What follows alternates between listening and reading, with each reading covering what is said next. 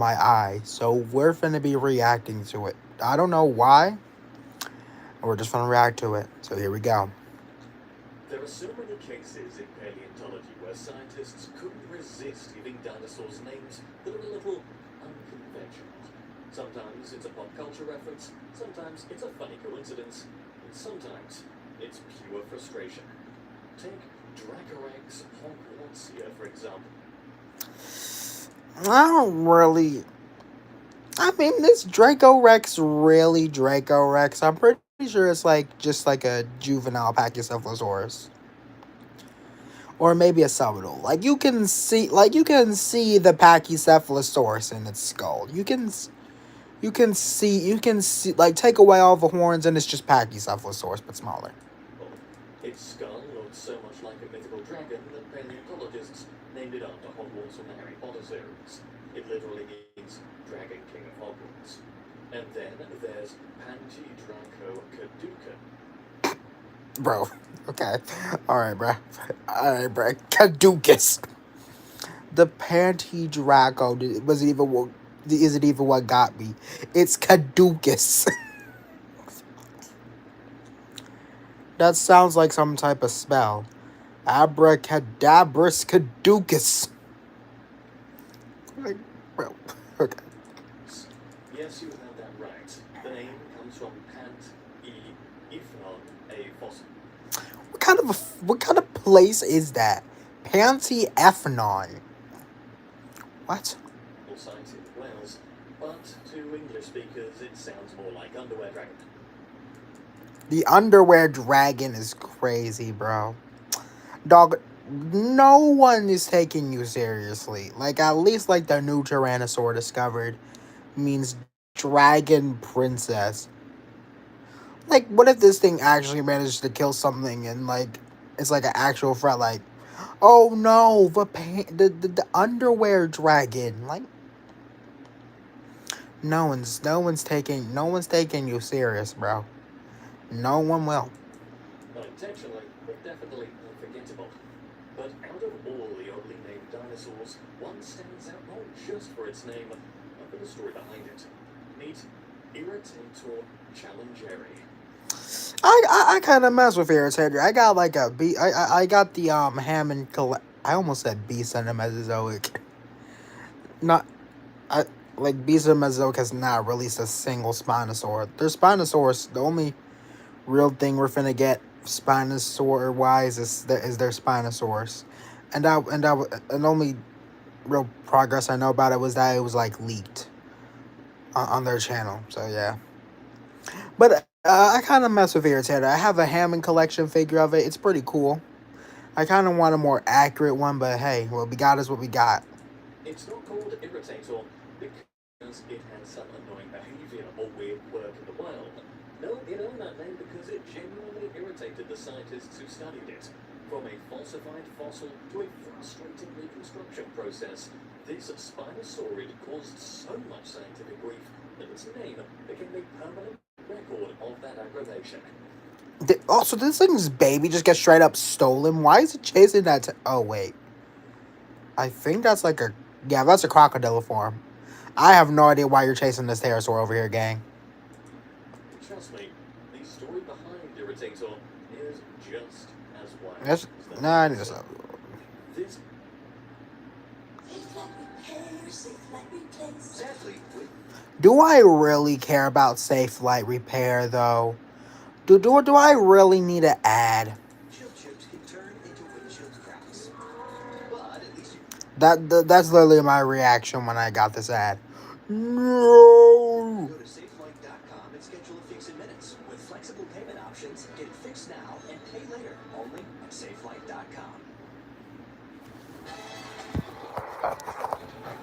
There we go. Just a little something. Just a little something. This Spinosaurid lived around 113 to 110 million years ago during the early Cretaceous in what's now Brazil. Its fossil was discovered in the Romualdo Formation of the Romualdo Formation. At that point, just call it the Ronaldo Formation, okay? Arawipe Basin, a place famous for incredibly well-preserved fossils. But here's where things get messy. The skull of Irritator was actually sold to a museum in Stuttgart by fossil dealers. By the time paleontologists got their hands on it, it had been creatively edited. Think plaster added here, bits reshaped there. So they basically just gave it plastic surgery. This is basically plastic surgery BC. Enough to make any scientist want to pull their hair out.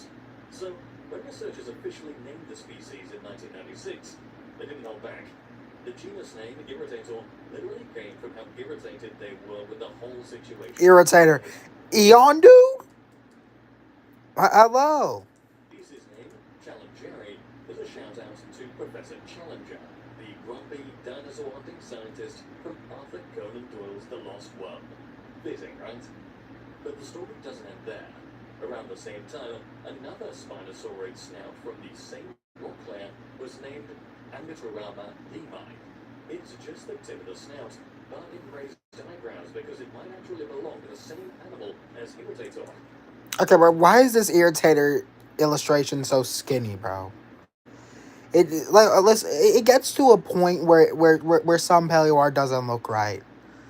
Like the way it's laying, that just doesn't look normal. I'm sorry. I say if this does, I say that didn't look normal. Then what is this? Like, I have like a lot of questions when looking at that. Like, what is that big old pink frigate bird looking sack on its throat? Like, is it in like does it deflate? Is it just like out all the time? Like, what is that? I do like the long fingers though. I mean, like Spinosaurs are known for that. So, well, they're not. Never mind. Let's just keep on going. Keep trudging along. We got 18 minutes to go through, and we're only 2 minutes in. We gotta lock in. More overlapping bones, it's still up in the air. Despite the messy beginnings, Irritator is actually a big deal. The holotype, the one fossil we officially refer to, has the most complete Spinosaurid skull ever found. That's rare stuff. Thanks to that, and some other bones found in the same area, a replica skeleton was made and put on display in the National Museum of Rio de Janeiro back in 2009.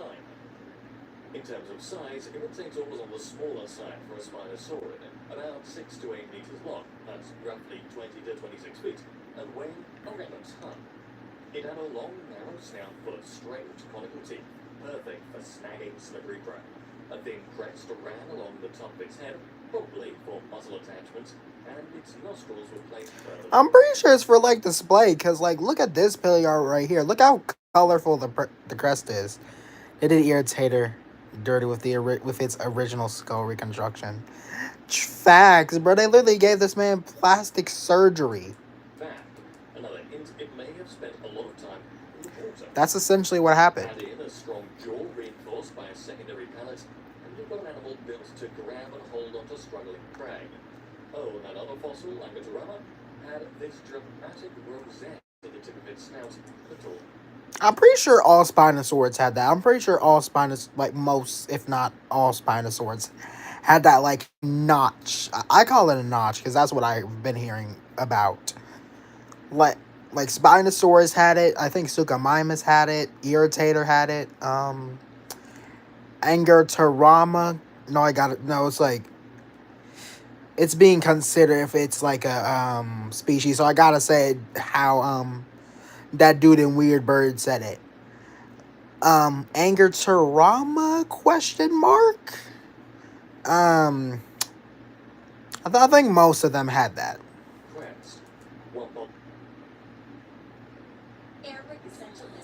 Okay, listen, woman. I do not care about your Airwick, okay? I do not care about John Wick for the air, alright? I'm pretty sure... Okay. Just let it play out. We don't have time for this. When investing leads to questions, JP Morgan Wealth Management tools, research analysts, and the same making an investing account. The Chase mobile app. When you want to take control of your financial future, the answer is JP Morgan Wealth Management. Well, what happened? All right. Spinosaurus sail and those oversized first finger claws we know and love. Irritator was originally thought to be a pterosaur. Then someone thought, Maybe it was a Maniraptor therapod. You know, one of those bird-like raptors. It wasn't until 1990. Bird-like raptors is crazy. Like, imagine you're like being of like imagine someone dies. Didn't know the Irritator loved Airwick. If Eric, it was his favorite product. Oh my gosh! Oh my gosh! All right, all right, all right, It all was right, all right. finally confirmed as a Spinosaurid. A few years later, the skull got fully cleaned up, re-examined in 2002. Wait, wait. They undid his plastic. Tripping up my words. They redid his pl- his plastic surgery. Ain't no way I'm out here struggling to say plastic. They redid his plastic surgery. That's a rare W, bro. That's a rare W. Because when you get that plast, you can never go back.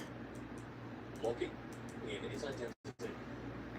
Scientists think Irritator probably had a diet kind of like a modern crocodile, mainly fish, but not too picky.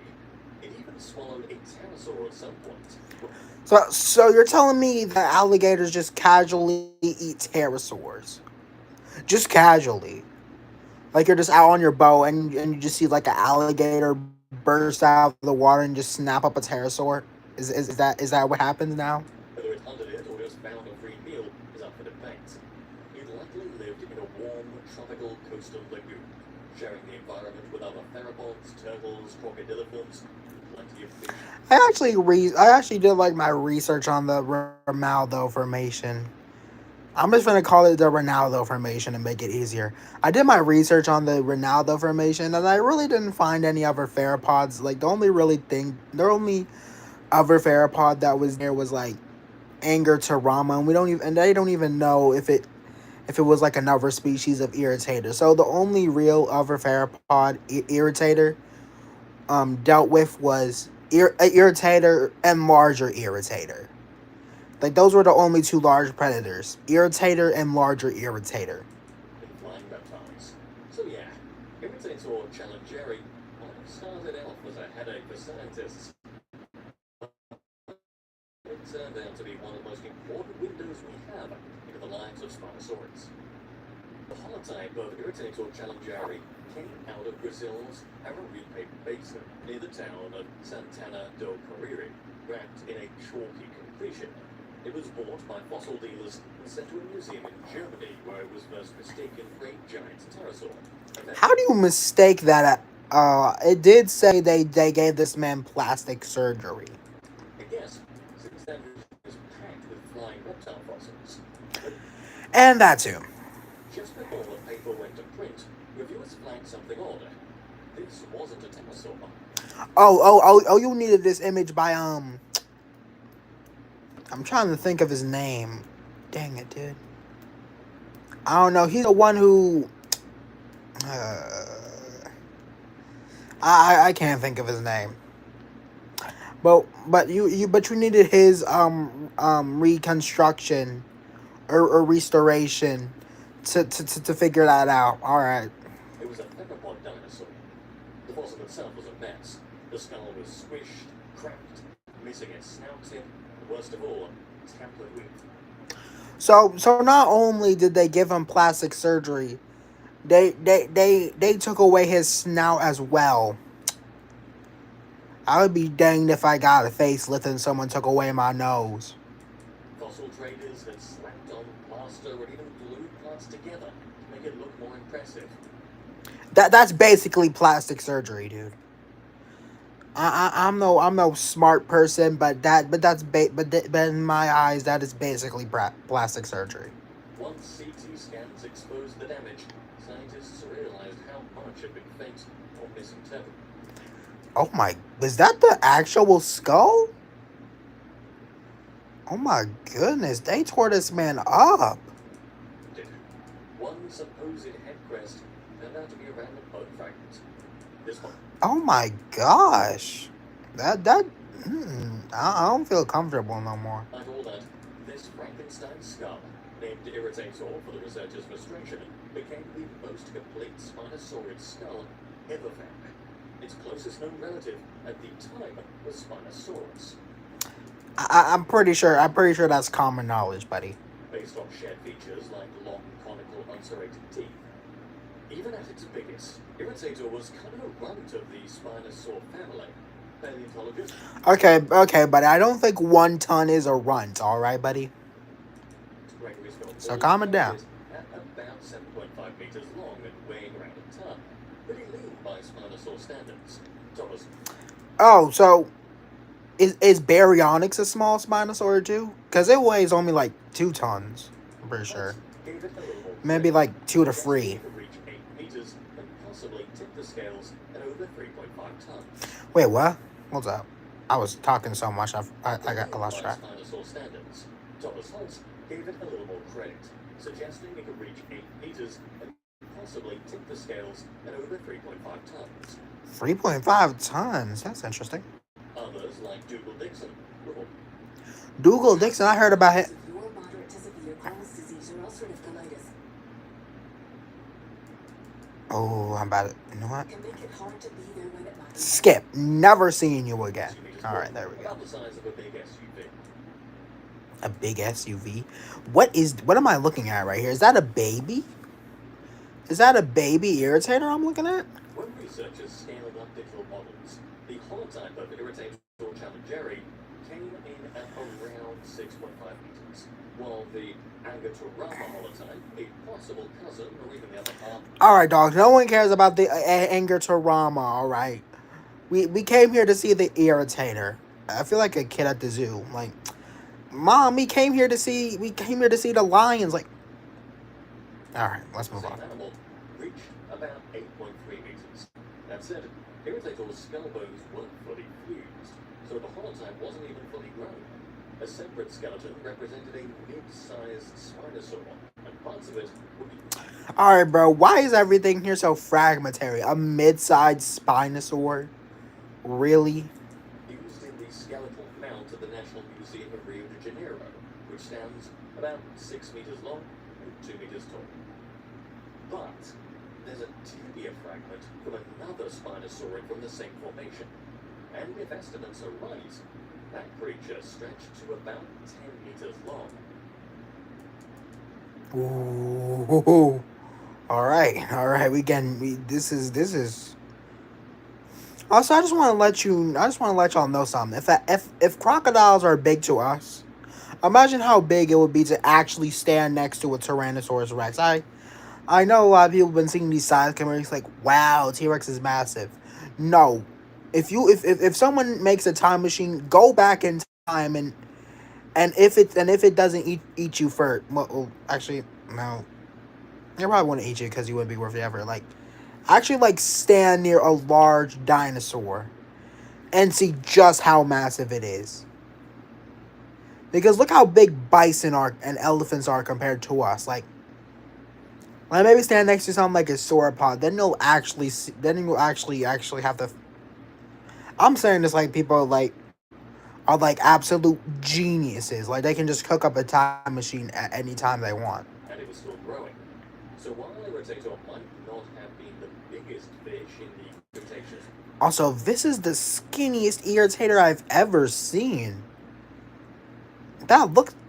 I mean, there are other dinosaurs in the background, so this could be maybe like a Baryonyx just like filling in for it out. on the, some of its relatives, absolute monsters. So the main skull fossil of Irritator isn't perfect, but it's mostly there. It's missing. You'll stand next to a T-Rex before you stand next to a cow. Meh. I mean like some of the cows I've encountered were cowards. All I did was walk up to them, and they were like behind a fence, so they didn't even have to worry about me going over to them. But they still ran anyway. They were like a bunch of wimps.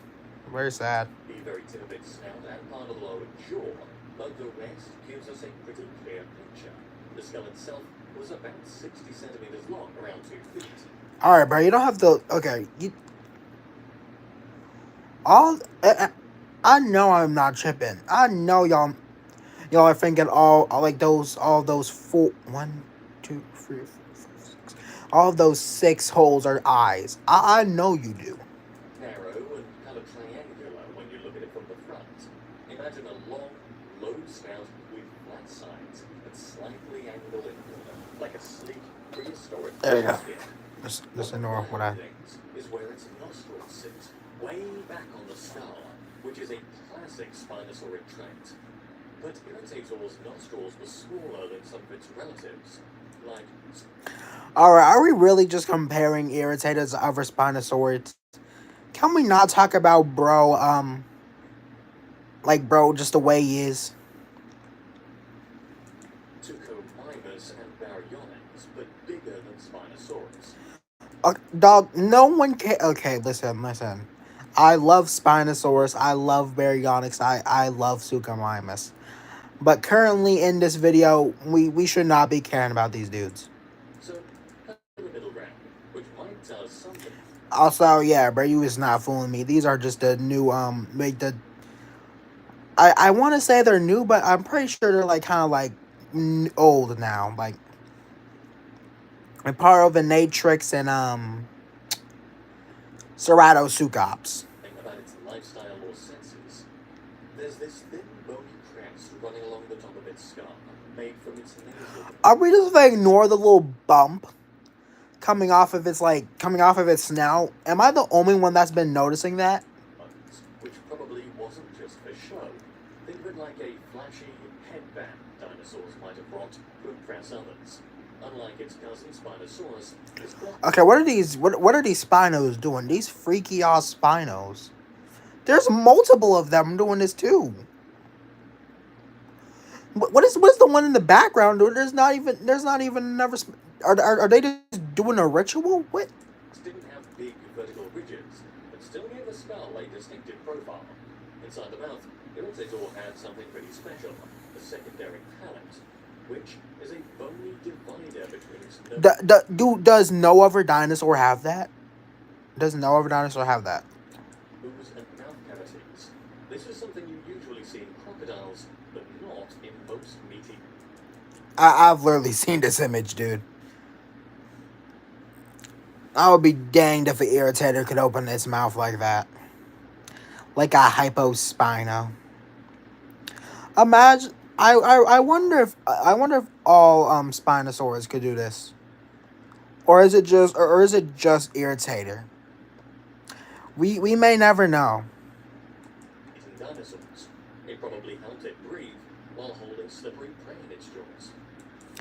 I'm pretty sure we only know only reconstruction.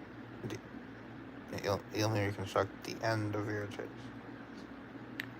Since it's either a very close relative or directly irritated. Alright, makes sense. Speaking of jaws and teeth, Irritator's teeth were straight or only slightly curved cones, which Just like every single other Spinosaurid. Spinosaurus has conical teeth. Suchomimus has.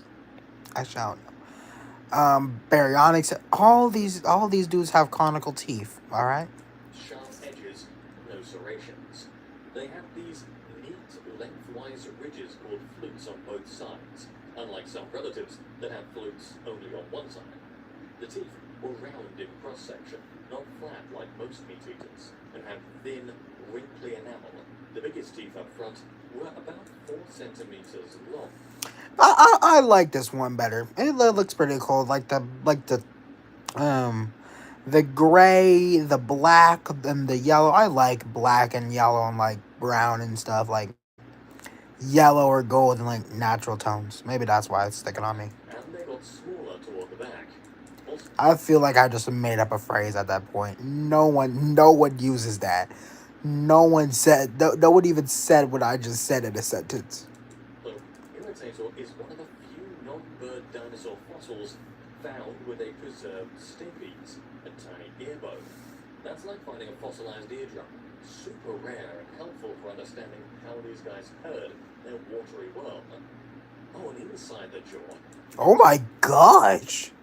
I know this is speculative, but what is bro doing? What is that? Is that the pouch? What? were growing deep in the bone, ready to replace old ones. kind of like how sharks keep regrowing their teeth. Pretty handy if you're snapping up slippery fish all day. So in short, Irritator was this cool Spinosaurid with a sleek skull, special nostril placement, a subtle but stylish crest. Oh, now we're in retro times, because what is this?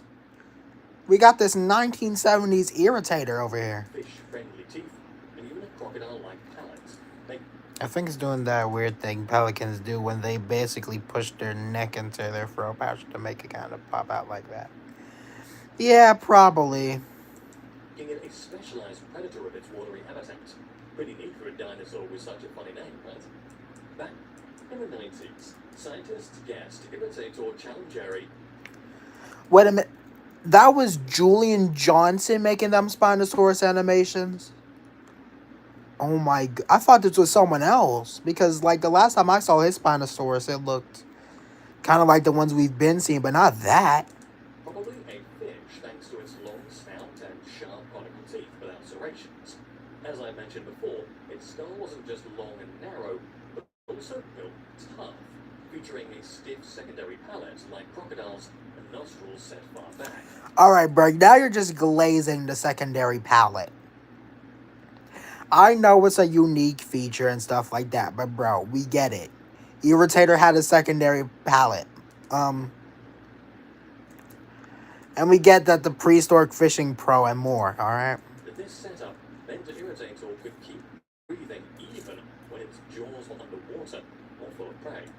Plus, How? Wait, what? I need to go back. this setup meant the Irritator could keep breathing even when its jaws were underwater.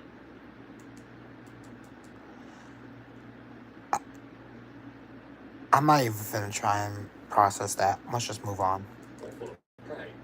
Plus, strong neck muscles hinted it could snap its jaws shut quickly against water resistance.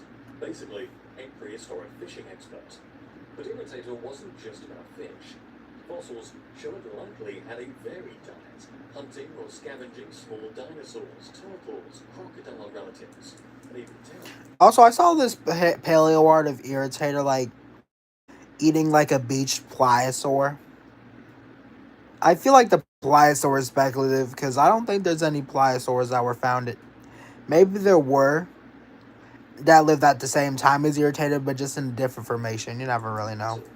In fact, one Irritator tooth was found embedded in a flying reptile's neck, showing it wasn't shy about tackling other prey types. This So it just walked up to a pterosaur and bit it? Oh my gosh. fits with the idea that Spinosaurids, including Irritator, were generalists, cruising coastal environments, grabbing whatever they could. Interestingly, Is Cuddy just casually walking on lava? Alright, bro. We got this, I don't even know. I can't even think of like a fictional creature that walks on lava. You're a special case, buddy. 2023 studies showed that Irritator's lower jaw could rotate open sideways like a pelican's beak.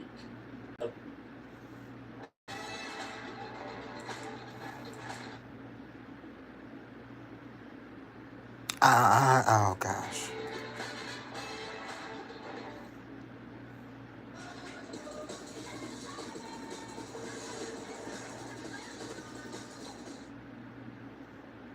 Allowing it to swallow surprisingly big meals. Its bite was fast, but relatively weak, so instead of crushing it, likely relied on quick snaps and swallowing whole prey. Also, Irritator's nostrils were bigger and less pulled back compared to some of its relatives, suggesting it might have used smell more than others, who relied more on sight or snout sensors like So hold on. crocodiles do.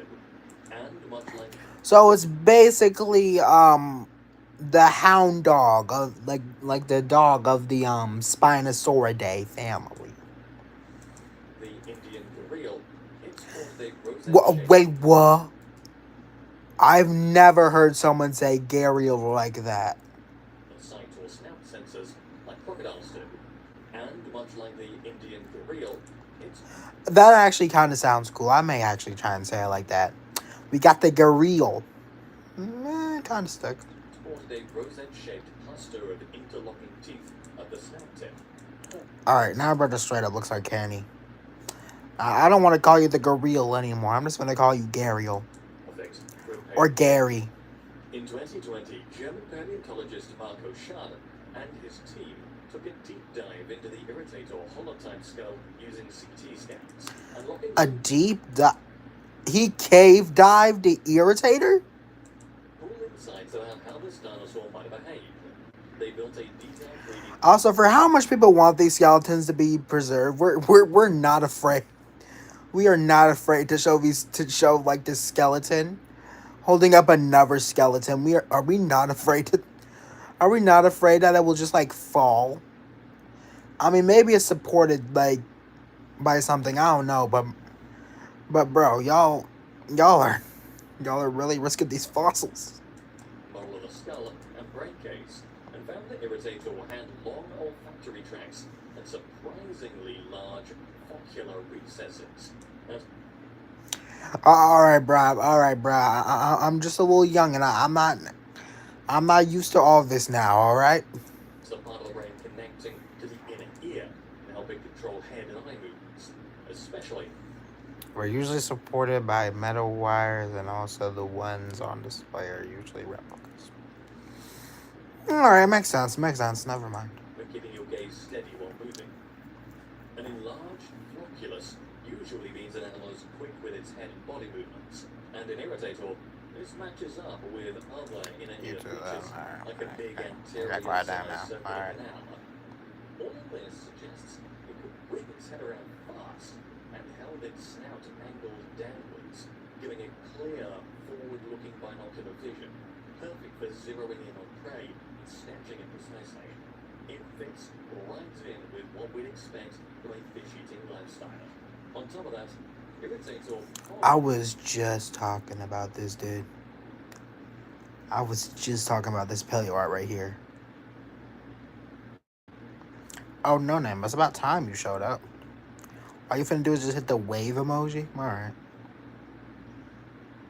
By the way, I was like literally just talking about this paleo art.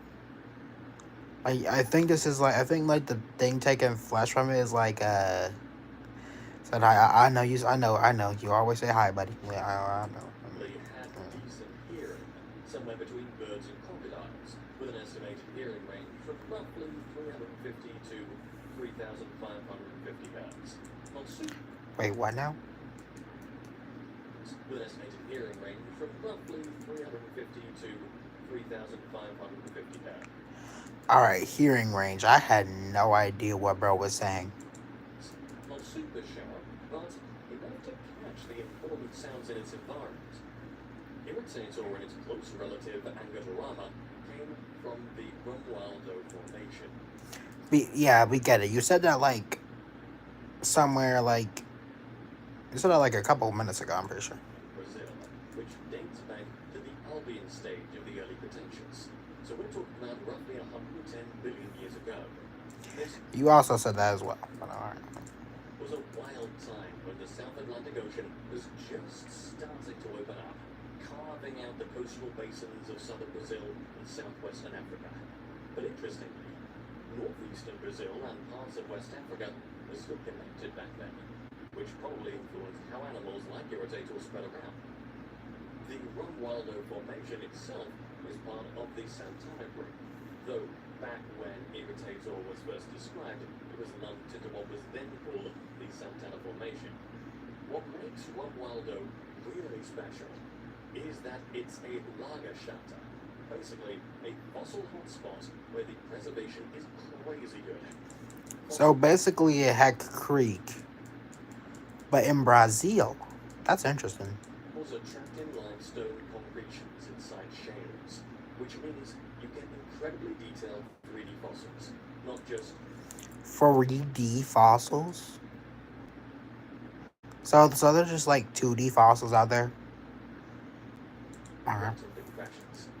This place is famous for pterosaur fossils, but also preserves soft tissues like muscle fibers and even internal organs of fish.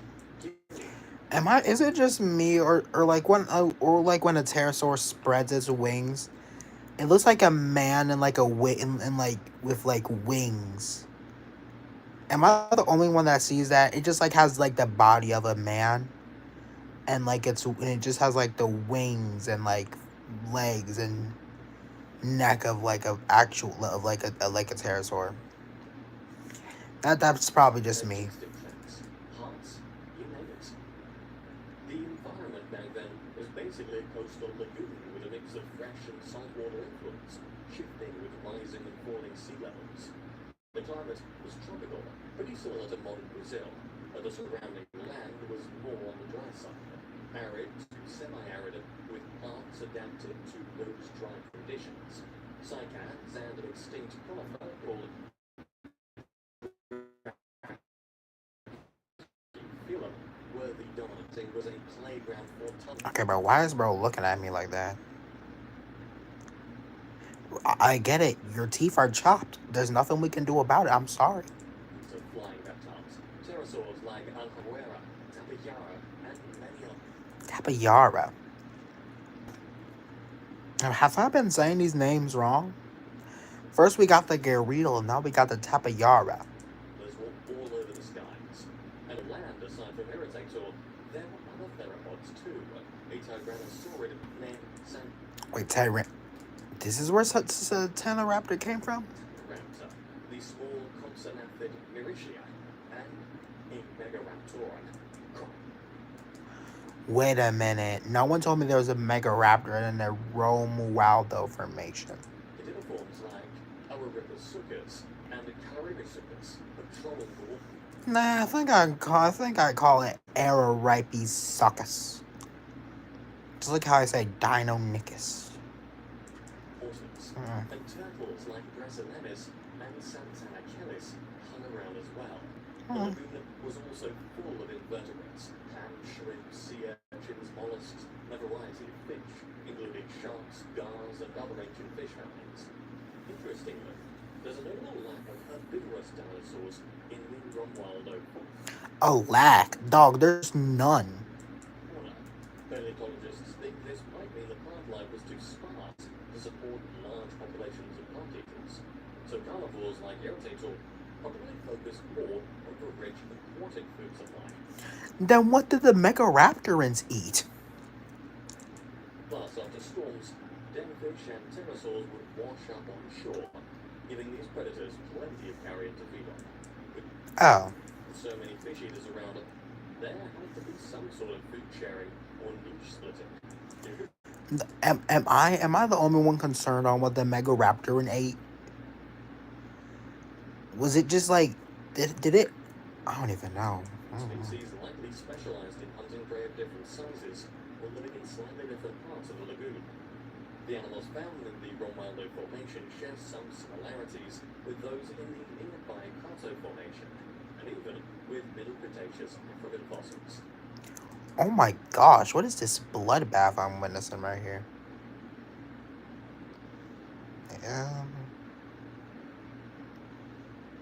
Like GG's to whatever your name was.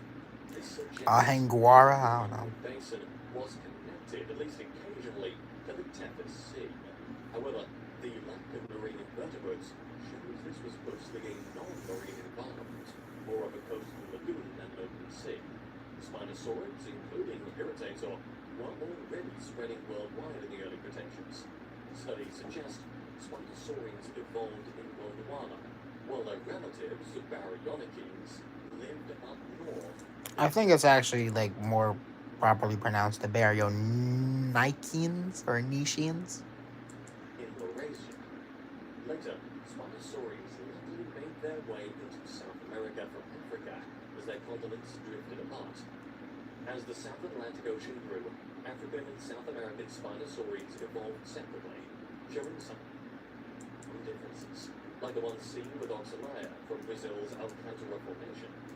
But the full story of Spinosaurid evolution is still unclear.